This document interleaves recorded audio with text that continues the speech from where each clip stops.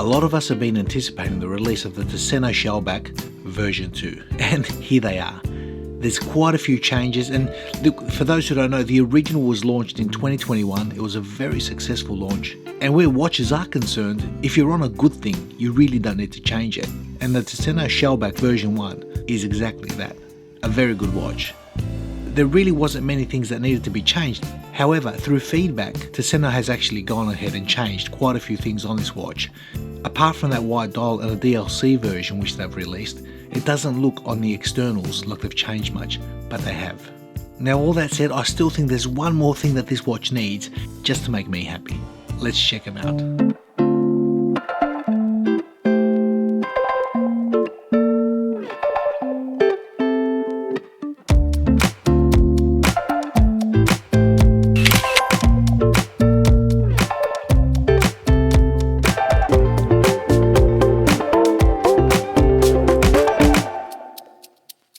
Now, I've not really made it a secret over the years that I actually like Tessenno. I actually like their Shellback, the original. Brilliant watch, very impressed. I love its looks, I love its handling, everything. And as I mentioned, that watch sold out pretty quickly, and the subsequent re-release. Now, they've decided to bring a version 2 out, which I've got here on the channel today. And Tessenno has sponsored this video, so I'll leave all the links in the description so you guys can check them out. And I'm going to share my findings with these watches because I've had them both on the wrist for a week. In fact, I've had that on the wrist for about a week, that for a couple of days, because I really wanted to experience what the white one behaves like in different lighting scenarios throughout the day. And I did mention that there are some changes, and I'll share that with you guys first.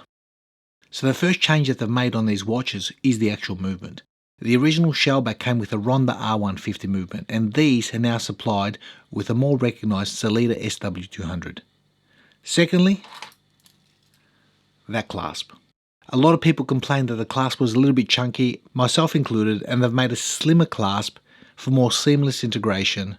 And on top of that, they've also got 1200 Vickers coating, while still incorporating the on-the-fly adjustment. Next changes on these watches is that bezel. If you notice, there's no lume pip at the 12. They've basically removed the lume pip, and they've also thickened on every 5th minute rail, making for more improved readability. Next change, they've also upped the quality of the dial printing. And for me, I never saw a problem with the original. However, through feedback from the consumers, they've gone ahead and made it even better. And lastly, they've incorporated 2 new models, a semi-matte white dial with orange accents, as well as a fully black DLC coated version. So all that said, let's get onto the specs and I'll tell you guys what my findings have been with these new models. By the way, these are prototypes, so if you see any dust, any scratches, any marks, they're as close to the production version as possible, but you might see an occasional discrepancy. And looking at the specs of the watch, I measure a case diameter of 40mm and a case thickness of 13mm. That's including the double dome sapphire, with a comfortable lug-to-lug of 47mm. Now the crown comes in at 7.4mm. It's a signed screw-down crown. The watch does offer 200 meters of water resistance. And the total weight of these watches, sized to my 18cm wrist, I measure exactly at 160 grams. Now the watch does not wear dissimilar to the original. It's actually the same footprint. So if you've got the original, it's going to wear the exact same way. However, there is a slight caveat, for me. You see, the comfort on this bracelet has been great. The articulation is exactly the same, it's wonderful. The clasp has been great. However, I've not been able to find, let me show you guys. I've not been able to find a comfort point. I've got it fully closed at the moment, and it's a little bit loose on my wrist. So I removed one link from that bracelet.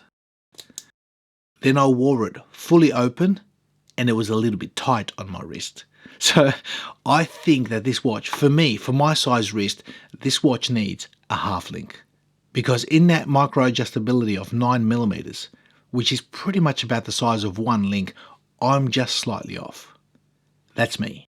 Everything else, as far as the wearability of this watch, has been great.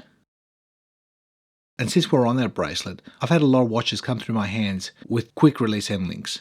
This has got to be one of the most easiest quick release end links to remove and attach. Let me show you guys. There you go, it's come off. Very simple, nice and easy. Just put it back in there. Away you go. It was that easy.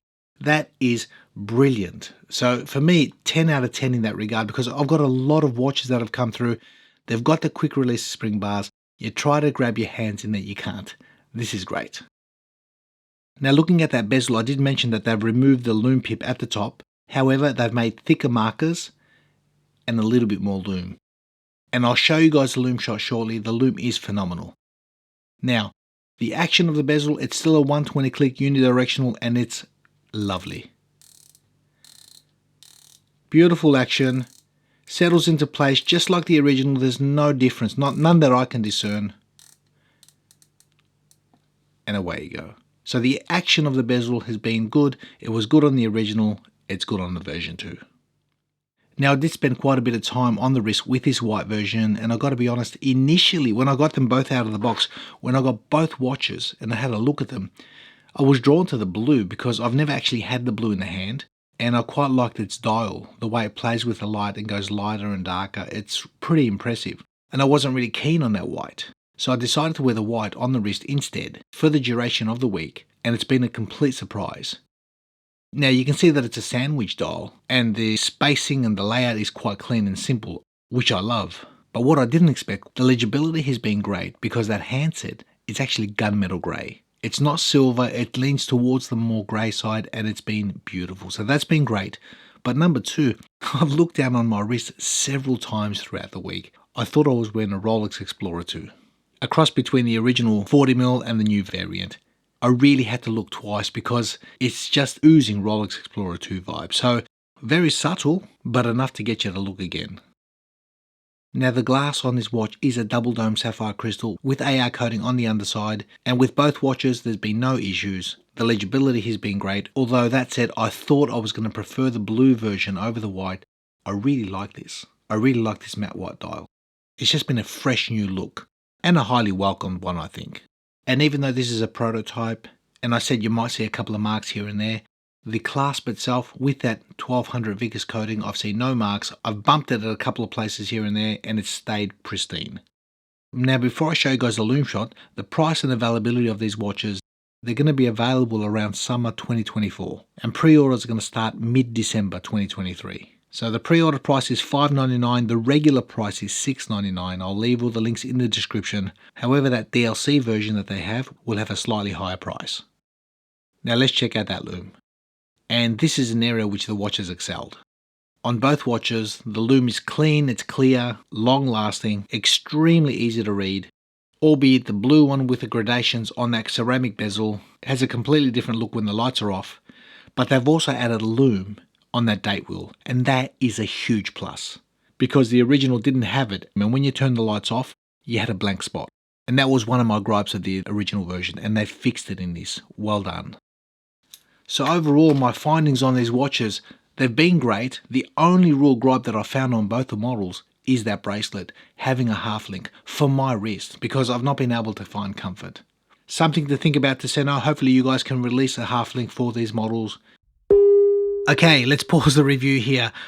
I've checked on Tessenno's website. They do actually have half links for these watches. I didn't realize, I wasn't aware, and I'm spewing that they didn't actually incorporate them or actually include them with these watches because it just would have made for an overall much better comfortable feel throughout the week, because I've enjoyed the watches, but that really has been a nightmare for me, trying to get comfortable, whether too loose or whether too tight. It's really upset me. So nonetheless, I had to cut in to make some corrections here. I'm a big fan of Tessenno. I shared my personal micro-brand watch collection just recently and I showed you guys I've got that orange Windseeker in there. So much fun, so practical as a sports watch. Nothing to be taken too seriously, but also to be taken very seriously because the quality of these are very good. The price is very good. For me, in the area of micro-brand, it's a real no-brainer. And if you're on a budget like all of us are, careful with your money where you spend it. But you still want to get a decent watch, well, you don't have to spend an arm and a leg because what I've got here in front of me are quite impressive.